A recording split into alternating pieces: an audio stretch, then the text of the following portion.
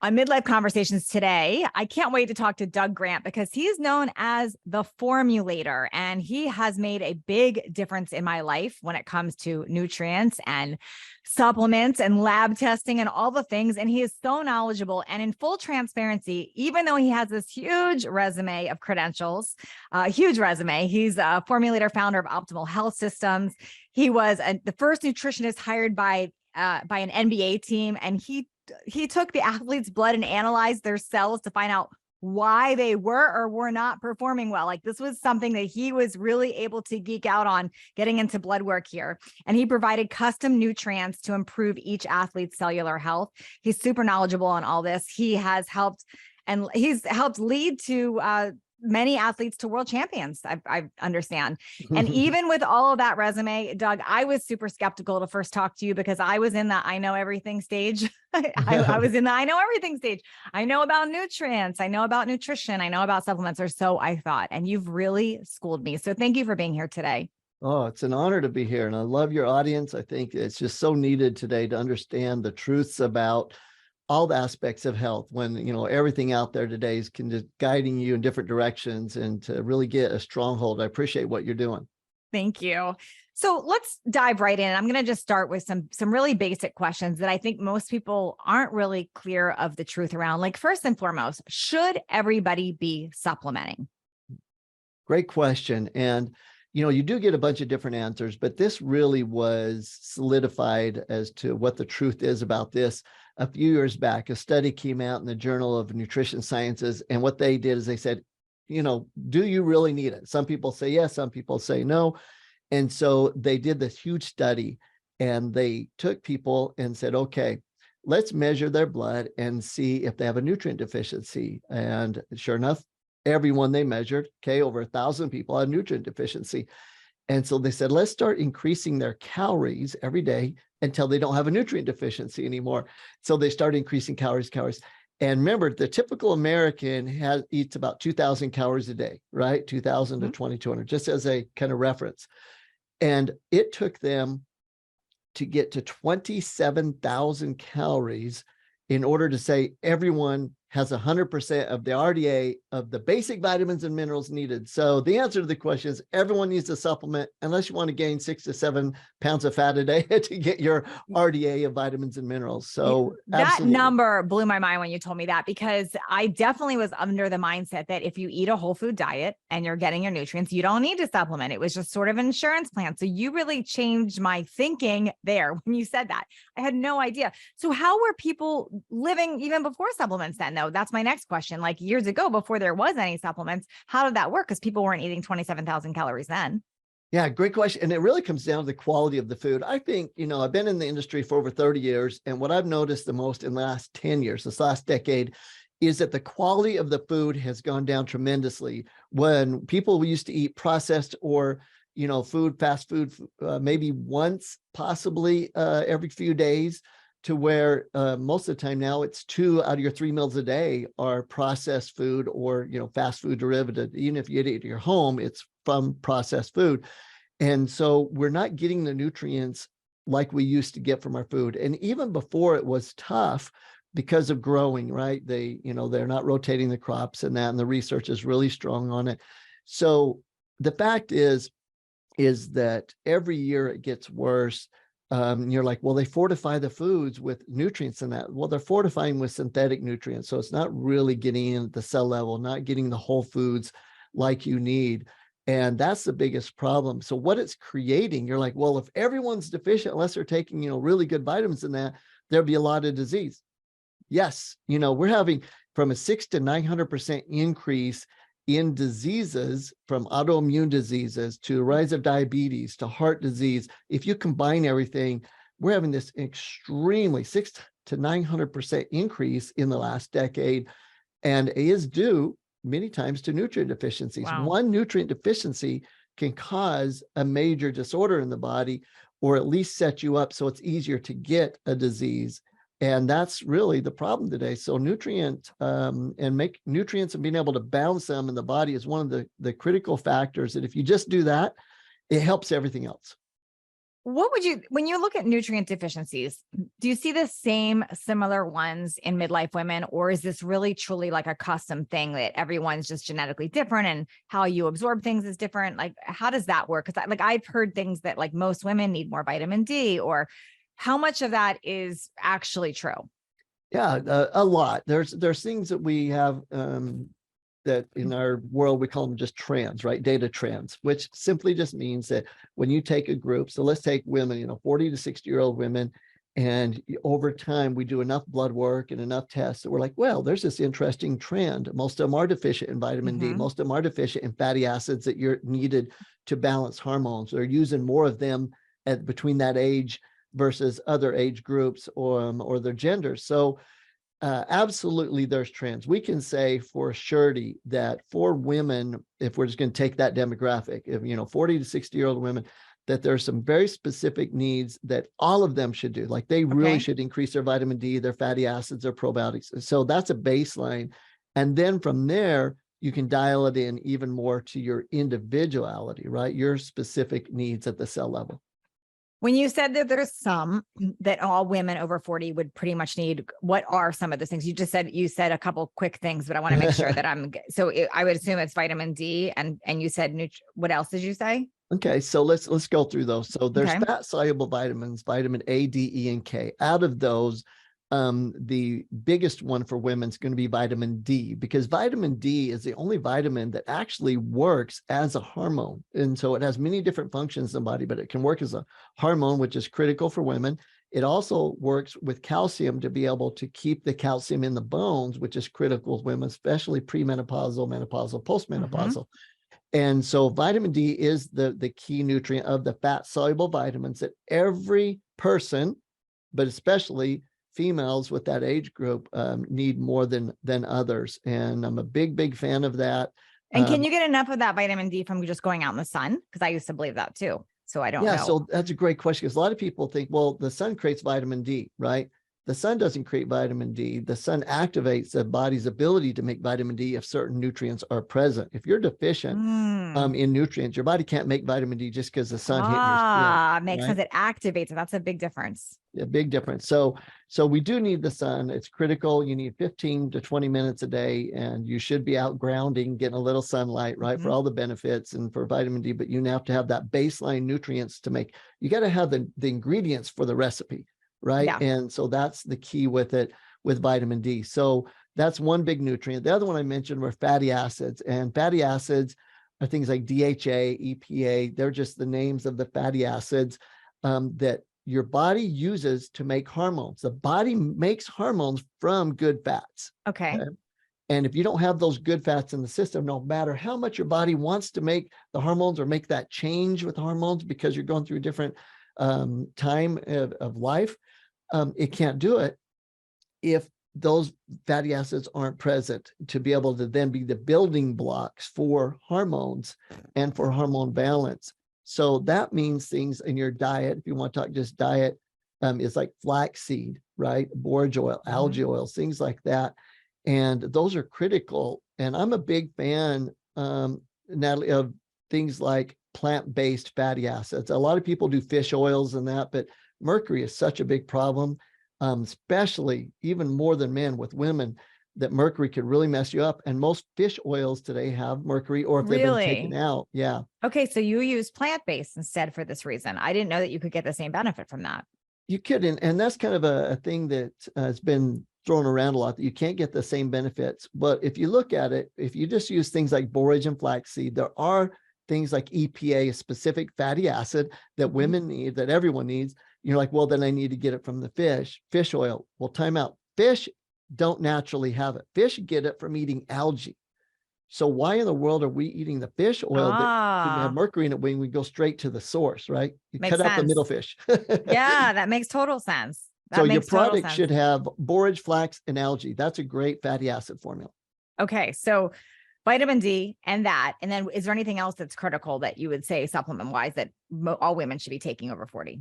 Yeah, I would say magnesium as far as minerals is concerned. Calcium, magnesium is too, but magnesium, most women know calcium, right? And we can talk all day about it, but I think that's really well known that you need that. especially as we get past our 30s. But magnesium is one that's not talked about enough. And I think that And this there's is different types overlooked. of magnesium. It can get confusing for people. What? And there's different types of magnesium, so it gets confusing for people. It is. And if you take the wrong type of magnesium, all it does is create like diarrhea, right? There's most magnesium. If you go to the store, you have all these supplements out there that are magnesium based that are really to help with constipation and that. And so the wrong form of magnesium really causes the problem. It needs to be organic magnesium, and we call it magnesium glycinate, the very specific form.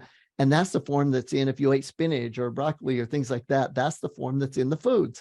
And so you want to stick to your vitamins and minerals from a food source, not from making them, synthetically like most of them are made today. So magnesium, calcium for minerals, vitamins of vitamin D. And then the other nutrient that I talked about was probiotics, which I think is finally becoming more well known. Now you say that and people, oh, I got it. Flora, probiotic, yes, fermented foods. And, 15 years ago, it just was like, what are you talking about? So it's good that we know about it. But for women, especially, 90% of your serotonin, 50% of dopamine is created from the probiotics in your gut. And anything that's acidic in your life destroys those probiotics. So, sodas, alcohol, stress. But when you're going through a hormonal change, like kids through puberty or women going through, menopausal, postmenopausal situations, an acid is created, and that in itself can destroy your friendly bacteria. So now you're craving, sugary foods. You don't have good dopamine, joy thoughts, happiness thoughts. And it's all because your friendly bacteria is being destroyed. So you definitely need to supplement probiotics or eat a lot more fermented foods. So probiotics, vitamin D, calcium, magnesium, and the last one would be enzymes. I think that's overlooked. It's not talked about enough. We did your blood work, and we really saw that your body needs enzymes to be able to digest your food, because if you don't digest your food, you said it so well. Yeah, it can actually cause death, right? Like you need to digest your food, and your body will work to do it, and you need to give it help. If you can digest food, you get the nutrients so the body can balance. You can go through life and midlife situations that the body needs to adapt to. Okay, I've got a lot of questions in some of the things that you just said. So I'm just there's no particular order, but let's start first because we just talked about it, the enzyme question. So I did not understand this about enzymes before, and there's a lot of mixed opinions around it. So you were the first that really educated me on this, because I did not understand that. This is what I learned from Doug, that if food is in its raw form, the enzymes are intact, like you're getting the enzymes. But as soon as we cook or process or change the structure of food, if we do not take enzymes to help break that down, we are not getting the complete nutrition from it. Did I say that right, Doug? Boy, you said it so perfectly. Absolutely. Okay. So I didn't understand this. So now I carry digestive enzymes with me. I carry your digestive enzymes with me. My question there is, what if I forget to take them? Because I do. Like, I just realized as I'm talking to you, I didn't take one with my lunch, but I took one with breakfast, and I'll take one with dinner. But what happens when you forget them? Good question. So two things with that. One is that you have up to an hour after you eat that if you forget, immediately you can take them, because food sits in the upper portion of the stomach, or the fundus portion of the stomach for a while. So you can do that. But let's say you forgot and it was hours later. You did miss that. Your body had to do extra work to digest that meal. It did take energy away from you. But if you consistently take plant enzymes, it's not like vitamin C that once your body gets enough, it goes through you, right? Turns your urine color, whatever it might be. Your body will store and it'll use those. And so you can actually have saved up enzymes that the body says, hey, we have this store of enzymes. Let's use them to help digest this food because there's no enzymes around. So in your case, and you've been consistent with it, you can get away with it once in a while. But remember, you're kind of taking away from that bank account. You need to make sure you add them back. So, got it. So digestive enzymes. Now, I personally use Doug's enzymes, but if you don't have Doug's enzymes yet, which we'll link up everything, just take an enzyme. That's what I'm hearing. But speaking of that, let's now talk about synthetic versus whole food, because that's another thing I didn't understand, that a lot of times supplements, and I went through all my supplements and I thought I had really great natural brands, but I realized because they don't say made from whole food sources, they are likely synthetic. So can you speak into that, and why are so many synthetic? Great question. The why there's so many synthetic, you'll get me going down a rabbit hole there. But the basics is this. is that years ago, big business and big pharma found out that you could make money in the supplement world, that, the food doesn't have it anymore. So they all got involved, and it really changed the landscape. And they realized that they could create vitamins from chemicals and sell them to you and get away with selling them as the vitamin and people not know the difference. The best simple example is vitamin C. So vitamin C, if you look on a label and it says emergency on it, like that label or whatever, it'll say ascorbic acid. So whatever brand you look at, it'll say ascorbic acid. Now, ascorbic acid can be made in the lab by combining corn syrup with hydrochloric acid. Whoa. And that, as you can obviously think about, that's not really a natural vitamin that the body needs. And so that's how you make ascorbic acid in the lab. Now, how nature makes it is it makes vitamin C, and it's in the orange, it's in, the cherry, it's natural. And you pull that vitamin C from that and put it into a capsule. Okay. That's whole food vitamin C. So it's a big difference between a chemically derived vitamin, synthetic vitamin, and whole food. So the answer is exactly what you said. Look on your label. It should have a name of a food. Next to vitamin A, it should say from carrots, right? Or yams, or at a minimum, it should say from whole foods, so that they might have a whole food blend on the label that, their vitamins come from. And that's the way to make sure they're whole food. If not, you're taking a synthetic that actually could lead to more problems. I'm just trying to picture, maybe this is a really dumb question, but this is where my brain goes. I'm trying to picture that little tiny pill and how they're getting all the whole food into that. Like, how is this actually working? Are they like smushing it all into like a juice? And like, how do they like, I'm so curious. Like, how do you actually make all these great things in a whole food vitamin? Oh, I'm so glad you asked that, because I wish more people would ask that. All the years I get that question the least. It's my favorite. When we first started making whole food vitamins, I don't know, you can probably ask your parents or the grandparents. They'll say, oh yeah, we have those big giant horse pills, like alfalfa pills, and they're big giant ones. Yeah, I remember those. I remember those. Yeah, oh, yeah, they're gross. I could still smell the taste of them. And because the only way to get the whole foods, and it sounds like your parents are the same as mine. Yeah, like I remember that. Yeah. Was big giant horse pills, and they had all the whole foods in it, and it was just crazy. And then all of a sudden, well, how do they get it in these little capsules and those pills now? Well, most of the time they're not whole food, they're synthetic. But how we did it with whole food, and the people that stuck to whole food, to back up, is that there were really small amounts. They like 3 milligrams of vitamin C and that type in it, because, it took up so much room. Okay. And there is a dilemma, right? But what we learned is that we can, through fermentation, boost the potency of the whole food, still keep them whole food, but boost their potency so we could get them in a small area. So that's our specialty, that's what we do. We ferment whole food vitamins to increase their potency, but we can put them inside the capsule. And most companies don't want to do that because it's expensive. Simpler to make it in a lab because it's chemicals. You don't have to deal with real foods, could spoil and things like that. And that's why, there's not too many whole food vitamin companies left in the world. But it's really critical that that's what you take into your body, so your body doesn't have to fight to turn this chemical into, a usable vitamin. Wow. Okay. So when we do take synthetic vitamins, what's actually happening? Is our body not really using that stuff? Like, what are we getting any benefit from that? Yeah, because people need to go throw it all away. Like, what do we do? Well, I recommend throwing it away, but you can get some benefit. But here's what has to happen. So let's stick to ascorbic acid, okay? Okay.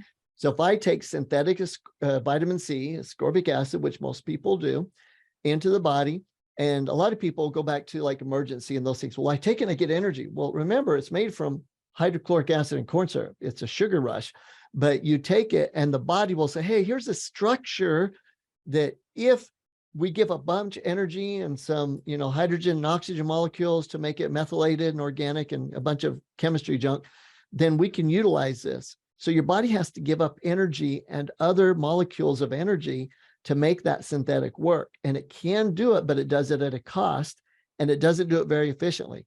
That's why you get some people say, well, I take vitamins and it worked and it helped. And other people say I took them and they didn't really do any good. Well, one person was able to convert it and other person not. And why in the world are you asking your body to do that? You just want the nutrients like you get from food. You should just get them from a whole food source. So the answer is it's possible, but it comes at a cost. And not everyone can convert synthetics to the usable organic nutrients the body uses to support life. Okay. Now, talking about probiotics, and I probably confused my audience here because I've had so many different guests on. We've talked about gut health and we've gone down this whole road there. And then I was a huge advocate of making sure you get all that done. And then I've had doctors on that say probiotics are overkill. So I think I've confused everyone. So help us shed some light here. Like, how important are probiotics? Like, what do we actually need to be doing for that? And if you're eating well, and so, like, do we actually need to add those? Great. So like 20 years ago, 15, 20 years ago, when I'd go on and talk, and it was more on TV shows and podcasts back then, but go on and speak, I had to educate people on what probiotics were. And I was so excited when the world got up to speed on probiotics, but now like you'd mentioned, it's even going the other way, like, oh, you shouldn't take probiotics, like now it's the fad thing to say, you can take too much and all that. So what's the truth? The truth is that if you live in the United States of America, right, then you need to take a probiotic supplement. Okay. Or you need to find a fermented food to eat. We're the only country on the planet that doesn't consume fermented foods daily, right? And pickles don't count, right? What? And I don't think pickles count. And pickles usually don't count. No, not with ones we usually eat. So, for example, if we lived in Korea, we'd have kimchi with almost every meal, fermented cabbage, right? If we lived in Japan, we'd have true miso soup, not what we get most of the time here, fermented. If we lived in Germany, we'd have sauerkraut, real sauerkraut, not, bank, the ballpark sauerkraut. So point is we're not consuming these probiotics on the daily, the friendly bacteria, and we were meant to. We're the only country that doesn't.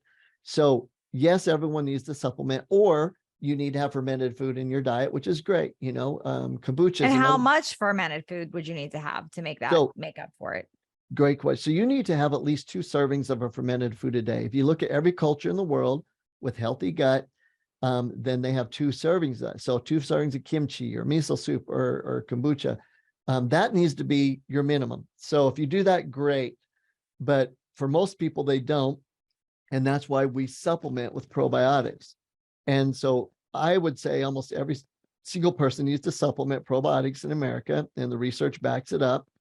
And you want to, because that's what determines your cravings, how much you crave sugars. That determines your dopamine, like I mentioned, serotonin, which those are big words, but think of happy chemicals, the things that make you have joy and enjoy life, those chemicals. So you want to make sure your probiotics are up to speed.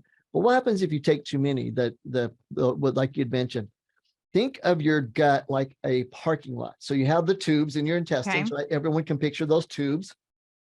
But picture in those tubes, they're little parking places all the way, both sides of those tubes, okay, all the way around. And those parking places are going to be filled. They're going to be filled with either good bacteria, bad bacteria, or yeast. And women know this more than anyone on the planet, because you'll go out and get an antibiotic, and anti means against, biotic means life. So you're going to go get something that destroys life, and hopefully it destroys all the bad life, right? The bad bacteria, but it destroys the good too. So those parking places might have some bad bacteria in them, pathogenic or good bacteria, but the antibiotic wipes them all out. So now all the parking places are empty in your intestines, right? Your gut. They're going to get filled up. And if you don't fill them back up with friendly bacteria quickly, they get filled up with yeast. And now you have a yeast infection. Okay. And most women know that. So now you need to go get another prescription.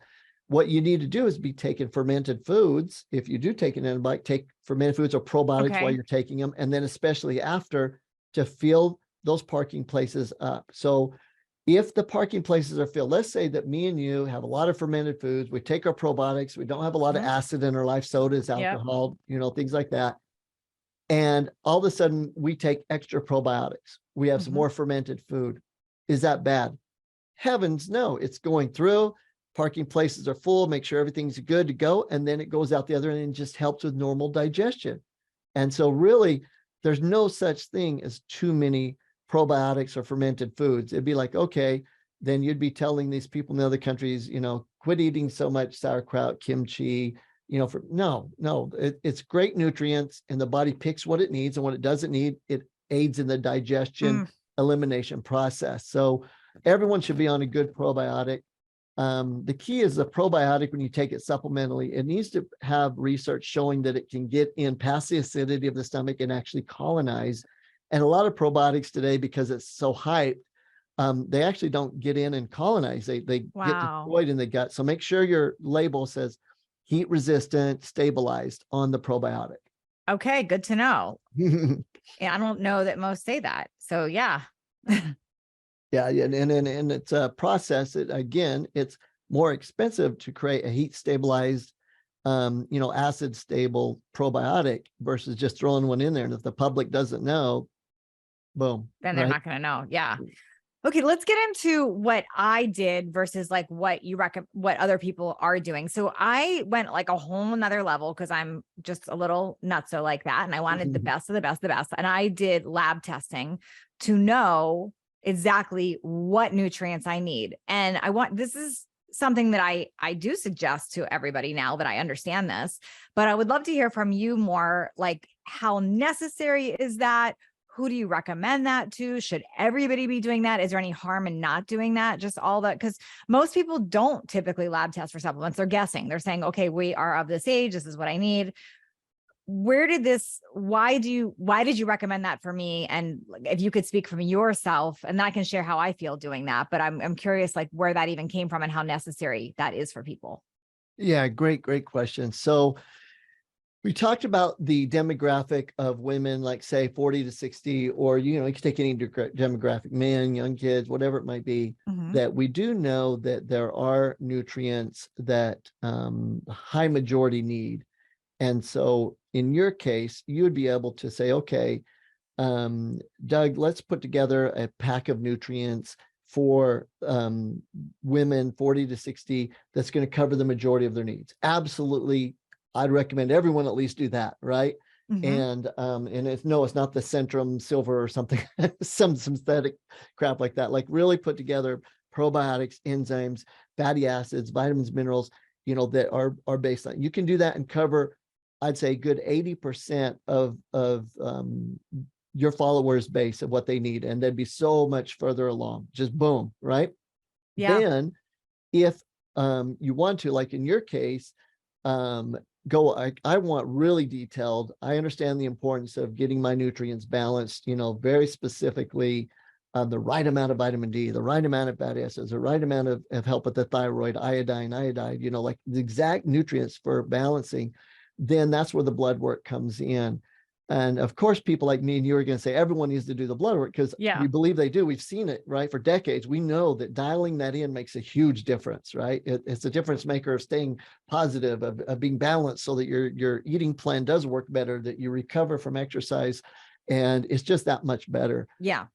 So I would say everyone should at least be on something specific for their age group that we know we can get close. And then a high majority of people really should get blood work done for two reasons. One, you should get blood work done to really customize your nutrients, but you should get blood work done once every at least 6 months. Like I work with a lot of people from professional athletes to CEOs, like yourself and that, to the general public, to where we train thousands of doctors every year how to work with their patients. So from patients to general public, to high achievers like yourself, to professional athletes, and every single one that I work with, I recommend to get blood work done at least twice a year, one for their nutrients, but the others to know their risk of disease. So we saw some things in your blood that you're extremely healthy, but we're like, hey, here's kind of like based on your genetics, the direction your body's going. Let's fix it before it goes there, right? Because we can see it in the blood work. And I think everyone should do that. So for the purpose of knowing your risk of disease and for longevity, to dial it in, you should do blood work twice a year and get your nutrients dialed in. And so that's what I'd recommend. At least get on a basic custom product supplement that, like that you can create for them, and that would cover it. And then as soon as they can, do blood work to dial it in even more. So I'm a huge fan of this, as you know, and we're actually going to link all this up in the show notes too for you all. But if you go to midlifeconversations.com/lab test, midlifeconversations.com/lab test, I will have that redirecting to know how to do lab testing through what you do, Doug, and to work with one of your trained people that can actually analyze and help get people on custom supplements. I'm a huge fan. I love what you're doing. I love how I feel doing your supplements. I've got to say, ever since I did this, and I was like a total skeptic because I'm a skeptic about everything until I understand, but I can actually feel a difference. And I didn't understand that you should feel something from your vitamins, which you should apparently. When you actually are taking good whole food vitamins, you actually feel, you can feel it. You feel more alert, you feel more energized, you feel more focused. Like it just all sort of, I don't know, it gives you that like extra edge. That's how I can explain it. It doesn't feel like a caffeine thing. It's more like you just have an extra edge. Yeah, Do you that's hear a that a great, lot from people? yeah, no, 100%. It's like, even a lot of people are used to taking supplements. Me and you have a friend that was Yeah. taking 75 or 80 supplements a day. And he's like, I feel so much better now. I'm taking so many less. And yeah, you're taking synthetics that were stimulating, like almost like a fight or flight response, right? Sure. Like you said, versus now you're giving the body what it needs. So you have better clarity, right? Your mind's functioning at a higher level, and your body itself, the cells are happy, and you feel that. And it should be something that you notice immediately. Yeah. And it's so nice too, because what he sends is like these little plastic packets that you take like 6 or 7 little it's like 6 or 7 with, has all your things in there versus a whole, the 2 handfuls that I used to take. Yeah, absolutely. Or 7 or 8 bottles, right? Most people have all these bottles laid out, and Yep. we now have the technology to put them in little packs with the person's name on it. It makes it easy. And you that. label them evening and AM, which is very convenient. You, even like me, you can't mess them up. Well, Super and convenient. and a lot of that too, Natalie, is that we know that most people aren't fanatics like me and you are, right? Mhm. And so they're like, look, I got it. Taking vitamins are important. Yes, I need to, watch what I eat and stuff, but I don't want to spend all day doing that. I want to do it so I feel better, so I can spend all day doing the stuff I want to Yes. do. Exactly. That's why you have coaches. That's why you have mentors. That's why people listen to you. Is how can I shortcut this and do the high quality stuff so I don't have to do the quantity, that I don't have to spend all day long worrying about my vitamins, my exercise, my nutrition.